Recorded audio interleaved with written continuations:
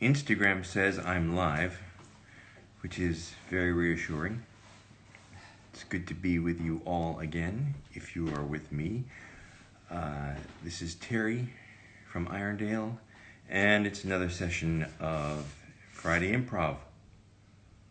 Renata just sent me a text message saying, don't forget to tell them what the theme of the improv is for today. So I will. It's playing in present time. And I set this theme about 4 or 5 days ago. I didn't realize how much I needed today as I do. I'm very jangled today. I'm having a hard time staying in the present. So maybe all of us can help each other. This idea of being in the present it's very difficult. First of all, it's exhausting to live in the present, but it's also so invigorating, and it takes all the responsibility of having to be anything except present. And we're going to talk about what that means. While people are gathering, and thank you for joining me. It's very heartening to see all these names pop up on my screen. I wish I could see you all personally. But while we're gathering, everybody just get in touch with your breath again. And get to that place, that creative place. I don't know how many of you saw or were part of the first session when we did that imaging exercise. But something you might want to do is visit our website before these sessions, www.irondale.org, and you will be able to see past sessions, and some of the games are worth prepping yourself with before we go on. And I'll recycle some of them back again, of course. But let's just get in touch with our breath. Close your eyes. Stand there for a second. Feel that connection with the floor. Nice, good, solid connection. Close your eyes and just breathe.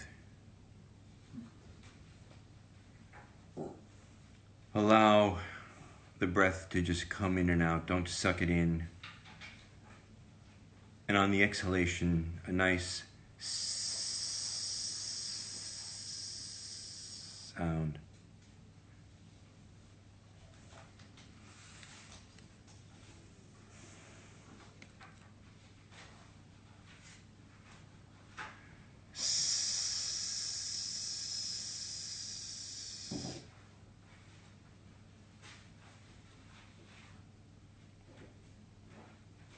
I don't want you to rush any of this, so you take your time. Move on when you're ready. It's worse going forward into an exercise if you're not quite there yet. It won't help as much.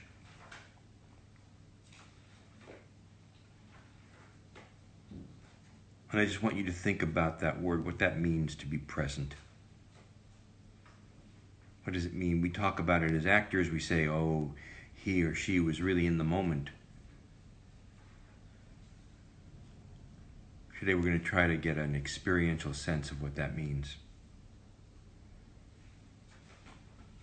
Just take another 30 seconds and breathe.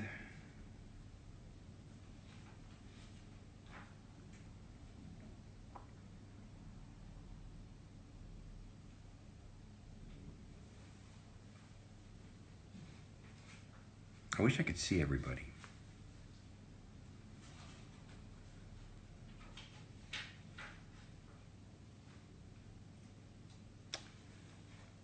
Okay, last week we talked a little bit about this concept of no motion. I don't know how many of you were with us, but we're going to revisit that for a second. So just raise your arm up and down. And watch your arm go up. And wait till it gets all the way up, and watch it go down. And as you're doing this, over and over and over in your mind, I want you to say, no motion. Repeat it over and over like a mantra, no motion. Now, as you're watching your arm go up and down, try to separate it into a series of still pictures. Try to find that stillness between the movement. Go as slow as you need to go to get that flip book sensitivity to your arm moving up and down in slow motion, no motion. You could use slow motion too if that's better for you. You could also say peace, quiet. When you get that sense of seeing the stillness between the pictures that make up the movement, see if you could look around you and see your room in no motion.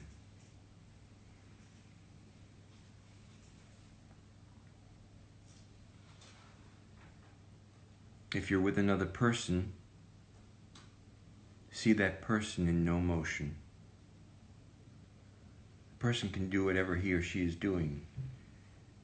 You're just looking at them and you're seeing them in no motion.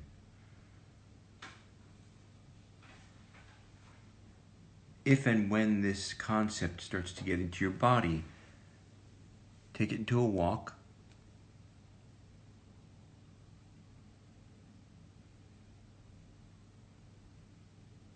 Keep repeating no motion over and over to yourself.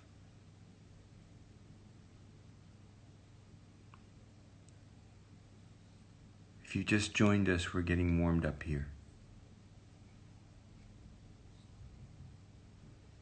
Try to sit down in no motion. If you're not sitting now.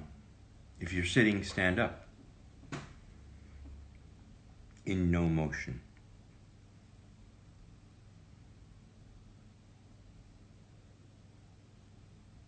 Pick up something in no motion. Pick up your coffee cup, or an old piece of mail, or a pen, whatever is in front of you.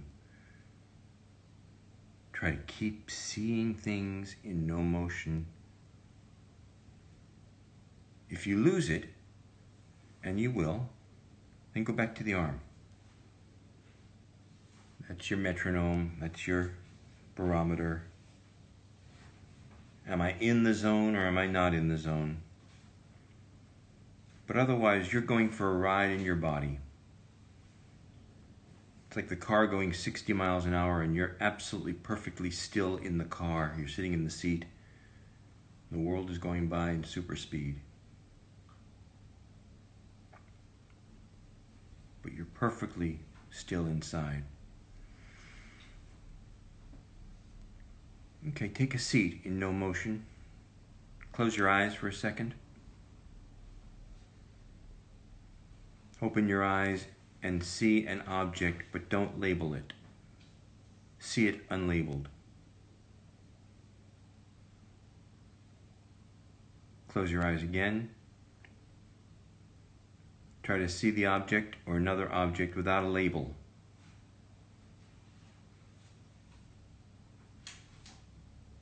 Just let your eyes see it.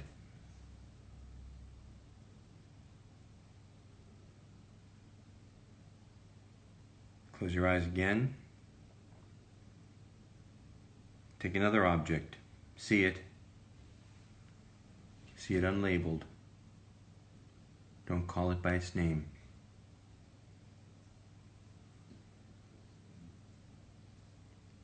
Practice this for a couple of minutes, a couple of seconds by yourself. See objects in your room just for what they are.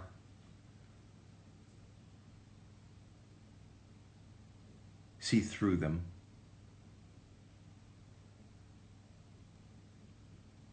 But don't label them.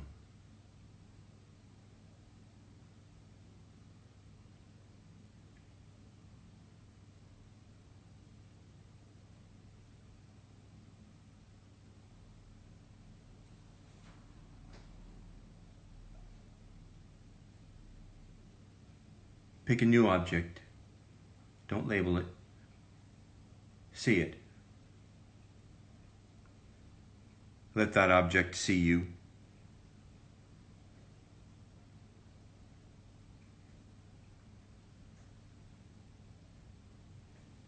See the object. Let the object see you.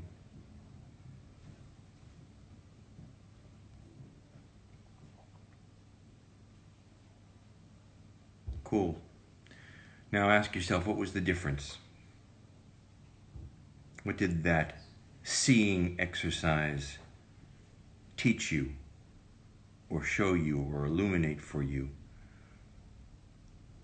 I wish we could do this debrief together. I wish we could do a question and answer.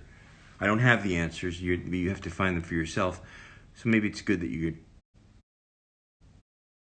I'm not there for you to try to get this right, in my opinion. There is no right or wrong.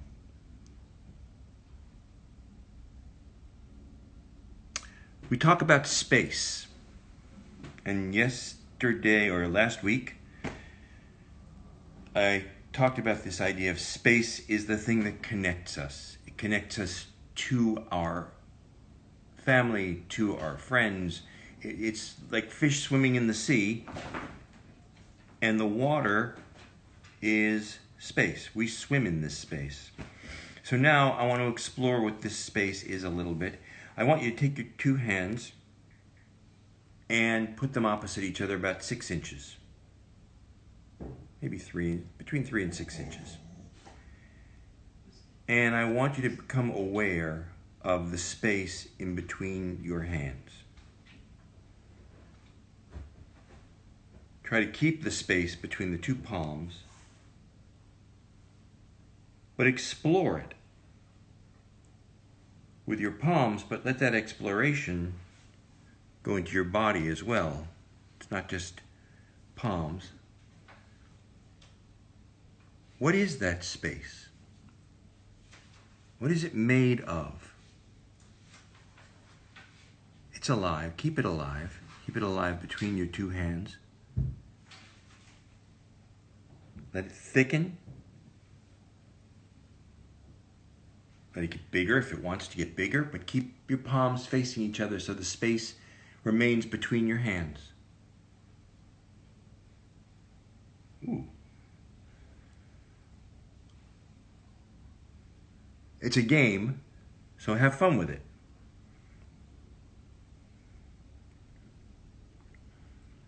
Now let that space move you, if it does. It is what it is. Don't endow it with anything. You're just trying to figure out what it is. It has all sorts of qualities. It has substance. It has weight. It has texture. Your job is to find out what all that stuff is. It's stuff. It's space. And it's really fun to play with.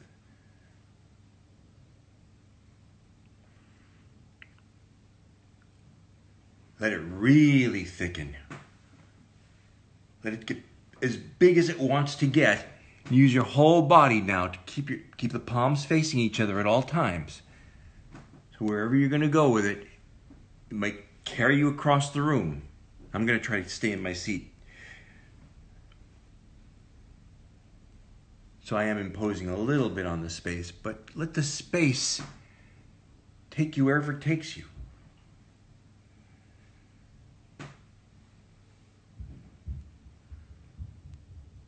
That's so cool. Okay. Now, play with the space. Shape that space. Let that space take its shape and become an object, whatever it is. You don't decide what it is. See what it is. What's in your hand right now? It's made of space. What is it? For me, it's a cup. So let's explore that object. I'm going to explore my cup. It has weight. It has substance. I'm holding it with this hand. I can't hold my cup like that because then there's nothing in it. Right now, I've got a space cup in my hand. It's got a flat bottom. Ooh, look at that.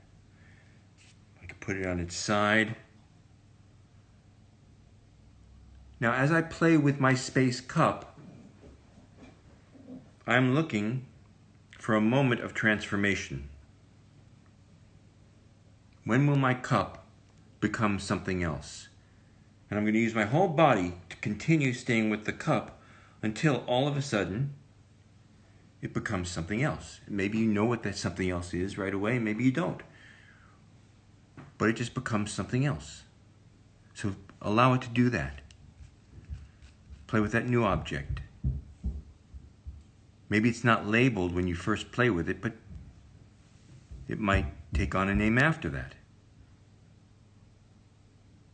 Play with a new object. Explore it. It's a space object, but it's real. It's a real object, it's just made out of space. And look for that moment when that transforms, when that becomes something else. Sometimes it doesn't happen. Don't force it.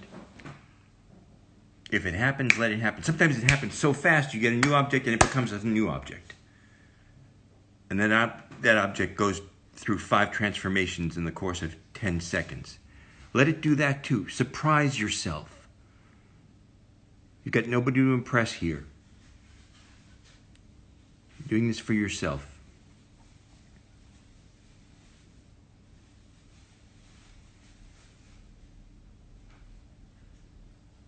Allow one object to transform into something else.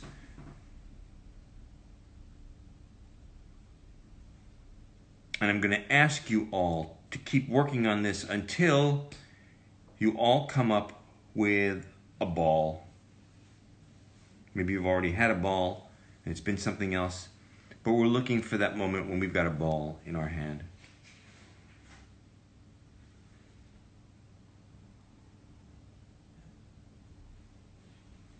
I'll give you a second. Keep playing. Have fun with it. I do hope you're having fun. I am.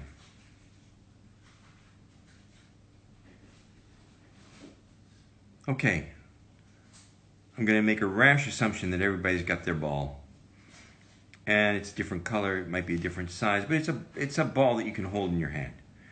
And let's stay away from things like bowling balls. Now, if you are with somebody who's doing this with you, decide who's got the ball at the moment. Put the other ball down. You may want to pick it up again in a few minutes. So remember where you left it. And between the two of you, have a ball toss. If you're by yourself, bounce your ball off the wall. So throw it to the wall, give it its time to reach the wall, see it all the way from your hand to the wall, and watch it come back at you at whatever speed it does, and catch it. And when you catch it, make sure you're catching the same ball you threw.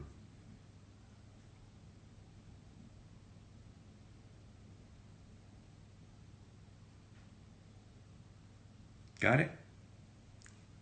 Throw it, catch it, have fun with it, bounce it against the floor. If you're with somebody, throw it back and forth. Make them good throws. Don't try to fool each other. Make them nice, easy lobby throws. What we're working on is that concept of the ball is real. It's made out of space.